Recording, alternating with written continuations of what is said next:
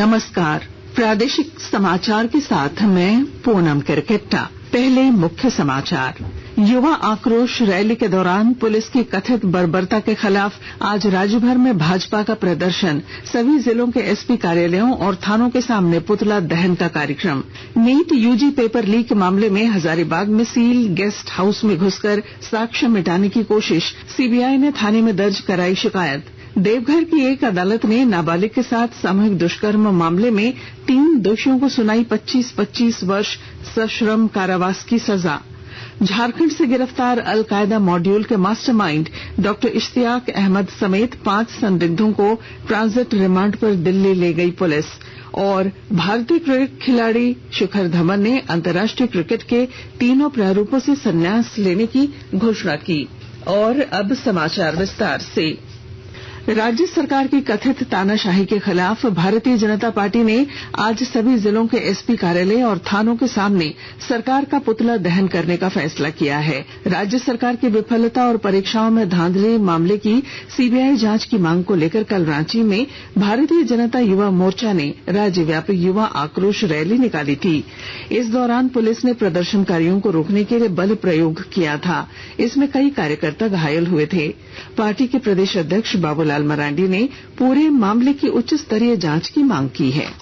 ये पहली दफा हमने देखा कि वर्षों के बाद इस प्रकार के आंदोलन को कुचलने का इन्होंने तरीका अपनाया, बिल्कुल गलत है। और हमें लगता है कि इसकी कीमत हेमंत सोरेन को चुकानी पड़ेगी, क्योंकि सरकार की आयु अब मुश्किल से 100 दिनों की है। और जो भी पुलिस पदाधिकारी ने इस प्रकार के काम किया है उसकी भी जांच होगी। इधर पूर्व केंद्रीय मंत्री और भाजपा के वरिष्ठ नेता अर्जुन मुंडा ने राज्य की हेमंत सोरेन सरकार को हर मोर्चे पर विफल करार दिया है। उन्होंने चंपाई सोरेन प्रकरण का जिक्र करते हुए कहा कि हेमंत सोरेन जब अपनी पार्टी के वरिष्ठ नेता के नहीं हुए तो वे राज्य की जनता का भला कैसे करेंगे। हेमंत सोरेन को उस पर बताना चाहिए कि आदिवासियों की तो बात करते हैं, लेकिन आदिवासी को ही आप झेल नहीं पाते हो। आदिवासी मुख्यमंत्री को आपने हटा दिया, अब वो भी आगामी दिनों में चुनाव होने वाला है, आपने उसको दूध में मक्खी की तरह हटा दिया। राजनीति में उससे सीनियर है, संघर्षशील है, काफी चीजें जुड़ी हुई है, उसका कोई महत्व है उसके पास में। इस बीच पूर्व मुख्यमंत्री चंपाई सोरेन ने कहा है कि झामुमो के प्रति उनकी कोई दुर्भावना नहीं है। सरायकेला खरसावां जिले के गम्हरिया में अपने नए राजनीतिक कदम को लेकर समर्थकों के साथ राय शुमारी करने के बाद वे पत्रकारों से बातचीत कर रहे थे। उन्होंने कहा कि वे मजबूती के साथ अपने राजनीतिक कदम को आगे बढ़ाएंगे। हम संगठन के ऊपर में किसी तरह का गलत नजर नहीं रखेंगे। हम नया अध्याय में हम कितना जुड़ पाएंगे और कितना मजबूत हो पाएंगे, ये हमारा नया चैप्टर खुलते जाएगा और हम अपना मजबूती के साथ राजनीतिक कदम के रूप में हम आगे बढ़ेंगे। नीट यूजी पेपर लीक मामले में हजारीबाग में सीबीआई द्वारा सील किए गए राज गेस्ट हाउस में किसी ने घुसकर साक्ष्य के साथ छेड़छाड़ की है। घटना की सूचना पाकर दिल्ली और पटना सीबीआई की टीम हजारीबाग पहुंची। सीबीआई के अधिकारी जब गेस्ट हाउस के अंदर गए तो कई सामान और दस्तावेज बिखरे मिले। जांच एजेंसी ने इस सिलसिले में कटकमदाग थाने में शिकायत दर्ज कराई है। देवघर जिले की एक अदालत ने नाबालिग लड़की के साथ सामूहिक दुष्कर्म मामले में 3 आरोपियों को दोषी करार देते हुए 25-25 वर्ष के सश्रम कारावास की सजा सुनाई। तीनों दोषियों पर 20-20 हजार रुपए का आर्थिक दंड भी लगाया गया है।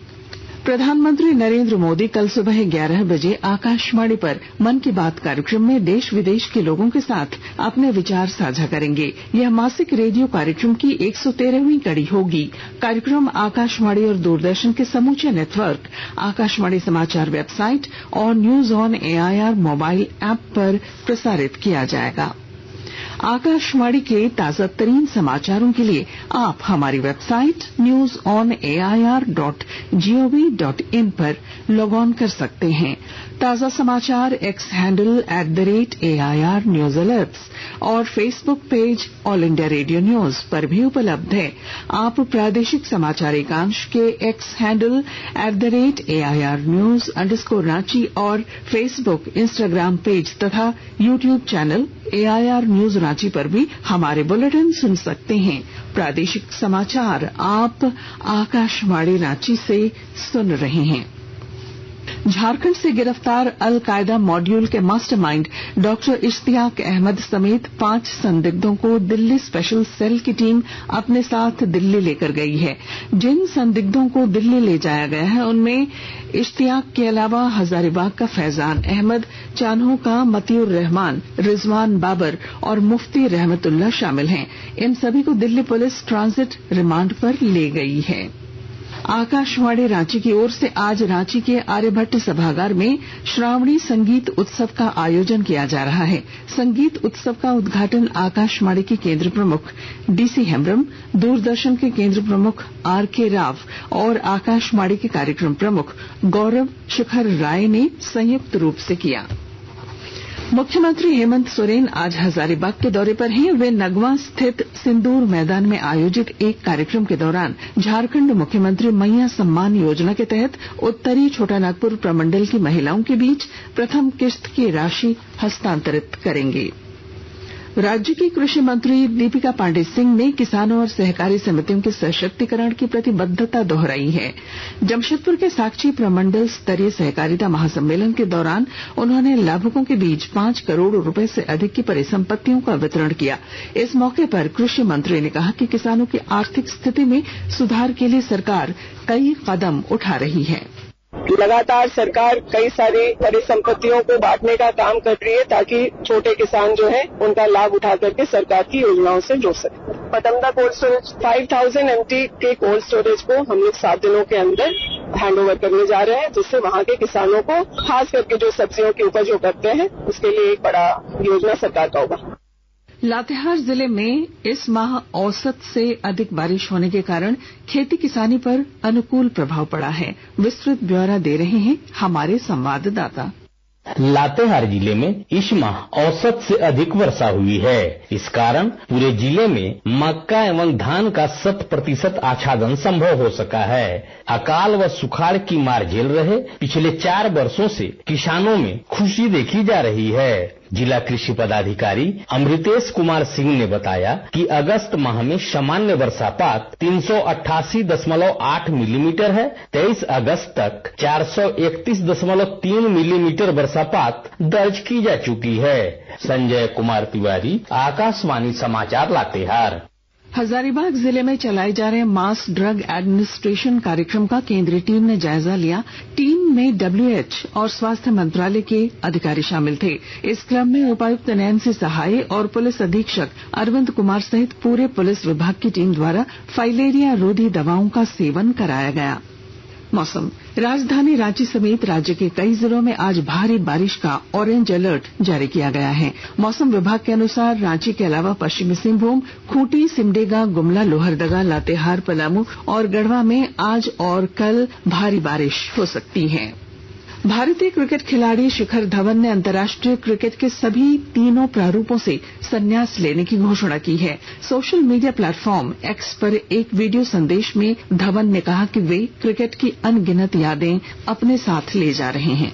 जब मैं अपनी क्रिकेट जर्नी को अलविदा कह रहा हूं तो मेरे दिल में एक सुकून है कि मैं अपने देश के लिए बहुत खेला और मैं बहुत शुक्रगुजार हूं बीसीसीआई डीडीसीए का जिन्होंने मुझे मौका दिया और मेरे सारे फैंस का जिन्होंने मुझे इतना प्यार दिया। और मैं बस खुद से यही कहता हूं कि भाई तू इस बात से दुखी मत हो कि तू अपने देश के लिए फिर नहीं खेलेगा, पर इस बात की खुशी अपने पास रख कि तू अपने देश के लिए खेला। और ये मेरे लिए सबसे बड़ी बात है, मैं खेला।